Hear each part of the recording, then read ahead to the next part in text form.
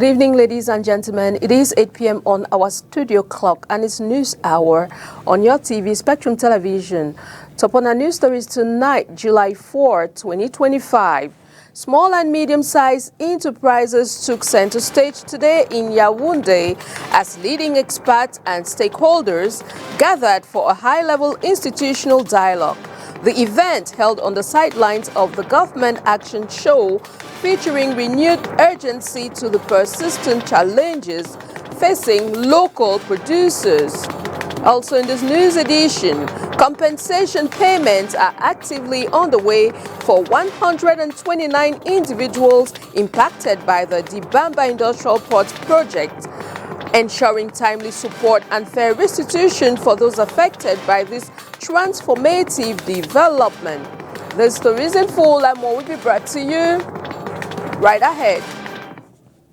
Welcome, ladies and gentlemen. Thanks for tuning in on the 8 p.m. Bilingual Primetime News on Spectrum Television. I will dive straight into the full stories on tonight's news, and it is in the French language with Leila Renganzu. Bonsoir. Bonsoir à vous, Christelle Assec. Mesdames, bonsoir. Monsieur, bonsoir. Et merci d'être avec nous. Il est 20h sur les antennes de Spectrum Télévision. C'est le journal. Difficultés des PME. Le sujet était au centre d'un dialogue institutionnel organisé ce jour dans la capitale politique du Cameroun.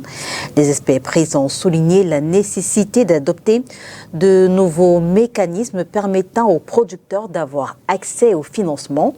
Précision, la dite rencontre de ce jour se tient en marge du Salon de l'action gouvernementale. Le compte rendu d'Olivier Bouzique. Malgré leur contribution importante dans l'économie, les filières agro-pastorales et halieutiques sont confrontées à de nombreux challenges sur le terrain. Les projets des producteurs peinent à décoller du fait, principalement d'un défaut de financement selon les experts. Lorsque nous travaillons avec ces acteurs du riz, beaucoup ont des problèmes de garantie. Il y a un gros problème qui s'est posé au niveau de l'huile de palme, c'était le déficit de fournisseurs d'huile de palme. Aussi, il y a l'environnement économique difficile, le défaut de structuration qui plombe leurs actions. Pourtant, le gouvernement compte s'appuyer sur ces PME qui représentent environ 90% du tissu économique pour réussir la politique d'import-substitution. Il faut donc relever impérativement ces challenges. Mission a été confiée à la Banque camerounaise des PME avec le concours des autres institutions bancaires pour implémenter le plan d'import-substitution agro-pastoral et halieutique PISA au profit des producteurs locaux. Pour pallier un peu à ces problèmes de garantie, il y a en matière d'équipement, le micro-leasing qui est proposé, et pour les coopératives structurées et bien organisées, comme les interprofessions qui sont en train de se développer, elle a le produit de cautionnement mutuel. L'autre volet encore dans le cautionnement mutuel, c'est que les leaders au sein de votre coopérative, au sein de votre association, les leaders se portent garants pour tous les autres. Le projet concerne 6 filières agricoles et 2 animales. Ce dialogue institutionnel tenu en marge du SAGO vise à vulgariser les outils d'accompagnement ouverts et accessibles aux PME pour le développement et la croissance du pays. Compensation projects are on the way for 129 individuals impacted by the Dibamba Industrial Port project. This ensuring timely support and fair restitution for those affected by this transformative development. Oni Ladonet tells us more. Compensation payment is ongoing for 129 individuals affected by the Dibamba Industrial Port Zone project, including 127 on public land and 2 on private land, totaling over 1.3 billion CFA francs. Distribution started on July 3 and will continue this Friday, July 4. Pour cette première vague, il y a 129. For the first batch, 129 people are affected, 127 on public land and 2 on private land, for a total amount of over 1.3 billion CFA francs. Montant global d'un peu plus de 1,3 milliard. The beneficiary list was reviewed by the Ministry of State Property, Surveys and Land Tenure, and approved through a presidential decree signed by the Prime Minister on March 24. Première liste The initial list, which was somewhat larger, underwent a review at the Ministry of State, Properties, Surveys and Land Tenure. This version was retained as the complete list of those who presented a complete document and became the subject of a Prime Minister's decree on March 24. Requests were submitted along with feedback on certain files deemed incomplete. While some individuals have already received their compensation checks, many others are yet to receive any payment, despite their line title numbers being included in the selected batch. Additionally, several landowners have expressed dissatisfaction with the compensation amounts offered, stating that the figures do not adequately reflect the investments they have made in their properties. I'm not satisfied that my name did not appear. My line title number is there, but my name was missing. They asked me to submit a request. I have not received the money. I was asked to wait. However, I was paid for the crops I had planted on the land. I hold the land title 6777, covering 1,000 meters square. It is situated along the road. It's 92 square meters. They took 12 square meters of the land. I had bought the land at 5,000 francs per square meter, which cost me 5 million. In response to this, the port explains, evaluations for compensation were conducted based on the current market value of the properties. Les évaluations ont été faites sur la base de la mercuriale en vigueur. Evaluations were conducted based on the current market value. On this basis, the fund managed by the Port Autonome de Douala as a public entity cannot exceed the prevailing market value. However, with the support of the PAD's strategic partner, Arise IIP Company, comprehensive assistance is planned. In fact, a team is currently conducting a survey among the affected individuals to determine the best approach to support them, so that the loss of their properties does not have a significant impact on their lives. Afin que la perte de ces droits n'ait pas un impact très prononcé sur leur vie. A second list of beneficiaries is expected to be released. In the meantime, all those with queries and problems are encouraged to file a complaint. The Dibomba Industrial Port Zone project is a massive development launched by the Cameroon government, spearheaded by the Port Authority of Douala and its partner Arise IIP, located near Douala, Cameroon. Its aim is to establish a sprawling industrial logistics and residential hub. Complexe industrialo-portuaire de la Dibomba, des voix s'élèvent déjà pour décrier les sommes versées dans le cadre des indemnisations. Précisons que le port autonome de Douala débourse 1,242 milliards de francs CFA pour indemniser 127 personnes. Écoutons plutôt cet extrait sélectionné par Oni Ladonnette. Mais ce qu'on me donne pour la maison là, c'est un radis. Combien? Je te donne le montant. Oui. Pourquoi? Pour savoir pourquoi est-ce que la terre a été sous-évaluée. On m'a donné 6 500 000 sur cette maison. C'est beaucoup d'argent. Beaucoup. Moi-même, je ne sais pas. Puisque je l'ai fait au fil des années. Depuis que je travaille, j'ai acheté le terrain, j'ai commencé à construire un peu. Aujourd'hui, je suis dedans. Jusqu'à présent, je suis dedans avec ma famille. On me donne 6 500 000. J'ai 1200 mètres carrés. Imaginez, j'ai fait rien que la barrière de 1200 mètres carrés peut coûter combien? J'ai fait la fondation de la barrière de 1200 mètres carrés. J'ai élevé 2 côtés de 1200 mètres carrés. Ça peut coûter combien? J'ai fini 2 côtés. Comptez maintenant la maison dans laquelle je vis. Et que pensez-vous faire? La maison, j'ai un appartement de 2 chambres, salon, cuisine, douche qui est totalement fini, carrelé. J'ai mis les vitres, tout. Donc, tout ce qu'une maison moderne doit avoir. Et dehors, j'ai encore 3 chambres modernes dehors. Dans les 3 chambres modernes, j'ai fini une totalement. Jusqu'au carreau. Je n'ai rien à faire. Je vais faire quoi? Je vais dire quoi? Je suis trop petit pour parler. Moi, j'ai fait une requête par rapport à ça. Ça n'a pas abouti à quelque chose. Beaucoup de personnes, je ne suis pas le seul dans le cas.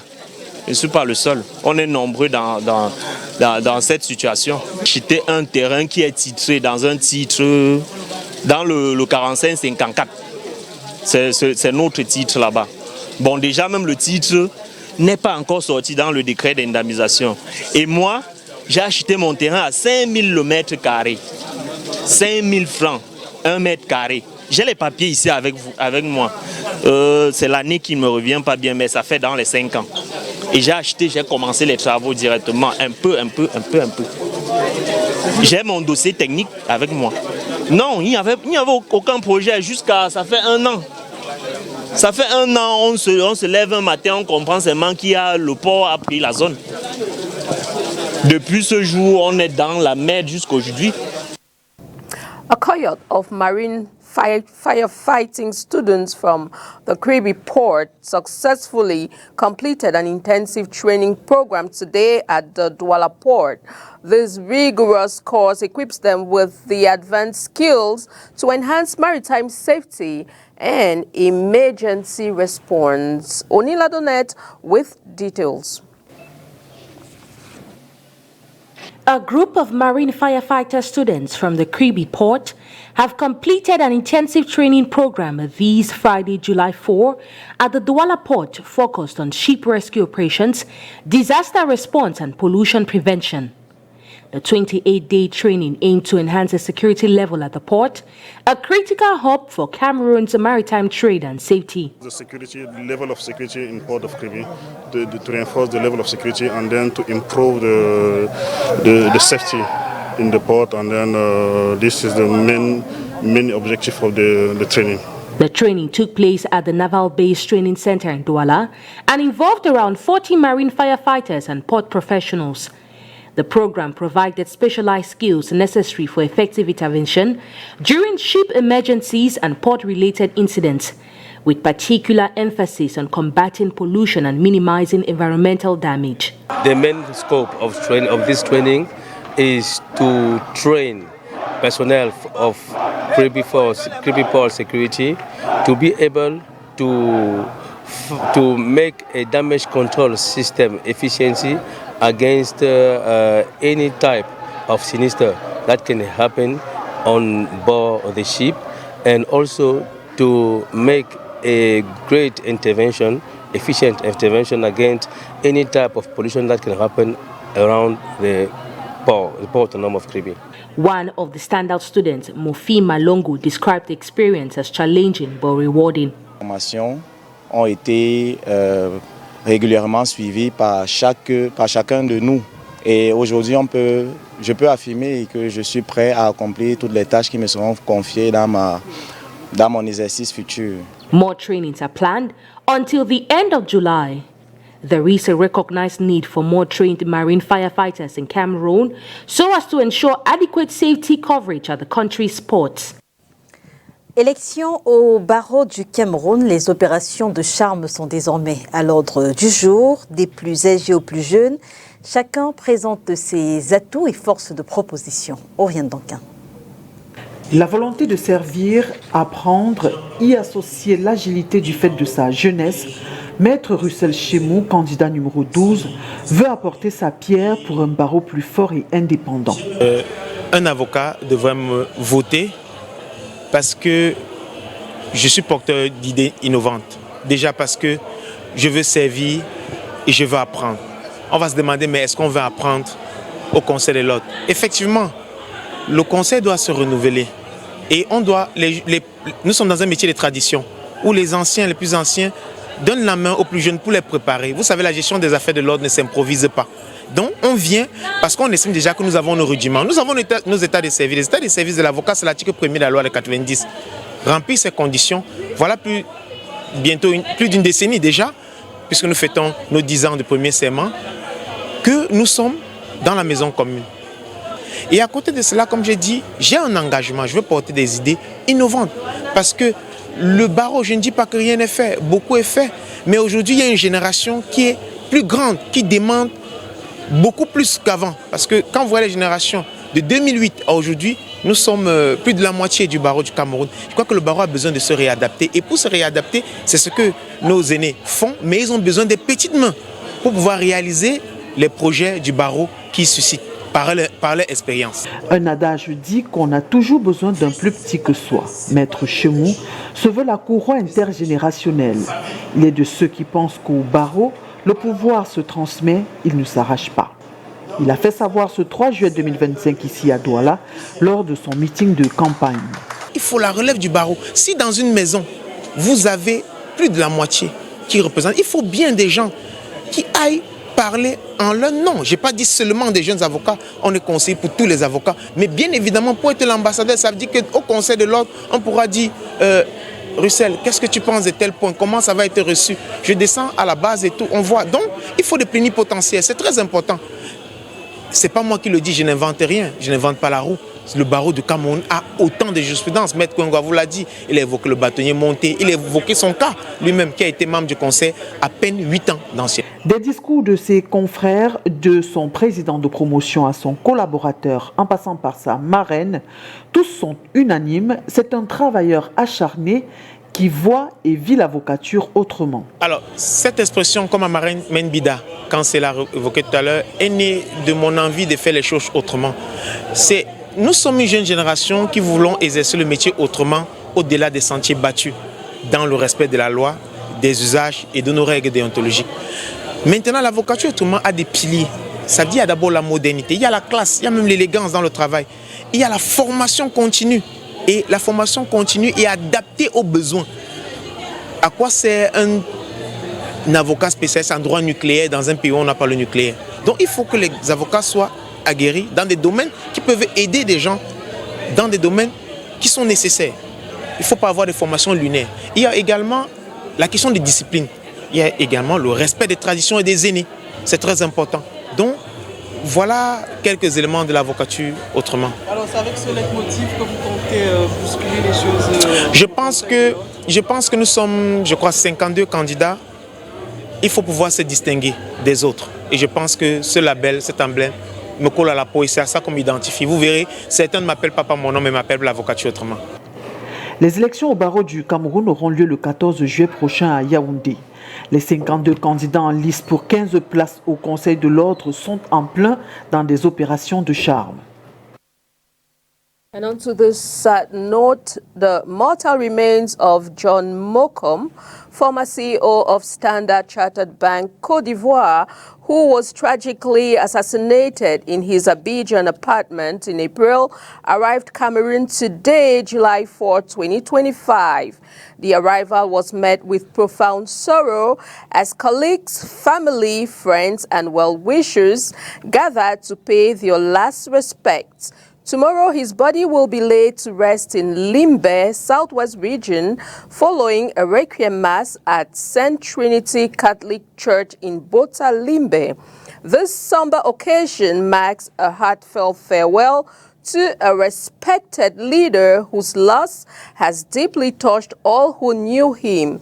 May courage and strength be with the bereaved family, friends, colleagues, and all who mourn his passing during this difficult time. Something else on this news edition. On today, July 4, 2025, the United States is celebrating its 249th Independence Day at the U.S. Embassy in Cameroon. His Excellency Christopher Lamora highlighted the significance of this historic milestone and reaffirmed the strong, enduring partnership between Cameroon and the United States. The event underscored shared values and ongoing collaboration, paving the way for a prosperous future together. Let's take a listen. As we celebrate the anniversary of U.S. independence. Tonight marks the 249th anniversary of American independence, which means that we are starting our 250th year as an independent country. And over those 250 years, we have had now 47 presidents. President Trump is the 47th. He was also the 45th, but he is the 47th office holder. Whether we have a Democratic president, a Republican president, President Trump, or one of his predecessors, Independence Day means the same thing. It's about American pride, it's about American values, it's about patriotism, it's about assessing where we are in the world, where we've come from, where we want to go. Some of the where we want to go piece changes from one administration to another. Some of the philosophy behind what we do in the world and at home changes from one administration to the other. But when we are outside the United States, as much as we can have a vigorous political debate at home, when we are outside the United States, we are Americans through and through. And so my job as ambassador, the job of my team here at the embassy, is to carry out the president's policies and to, more importantly, maintain the relationship with the government of Cameroon in a positive way. 250. We are a work in progress. I've been here now for 3.5 years. This is my 4th Independence Day as ambassador. We did the first one here in 2022, and now we're in 2025. We have challenges. We have economic challenges. We have unemployment issues. We want to see our economy grow even bigger. We want to strengthen our relationships with countries around the world, including Cameroon. We're obviously concerned about international security issues, international terrorism, which Cameroon's been a great partner in combating, particularly in the Lake Chad Basin area. And, you know, people talk a lot also about President Trump's immigration policies. And it's protecting American borders. It's protecting the American people from whatever threats or dangers may be involved there. So we're focused on a lot of different things. But I think the most important thing, as I said at the beginning, is that we continue to move forward. We are marking the end of 249 years, the beginning of 250. That's quite a track record for one country. We've had one Declaration of Independence. We've had one Constitution for 250 years almost. And we just continue to build, we continue to improve, we continue to make ourselves as better as we can.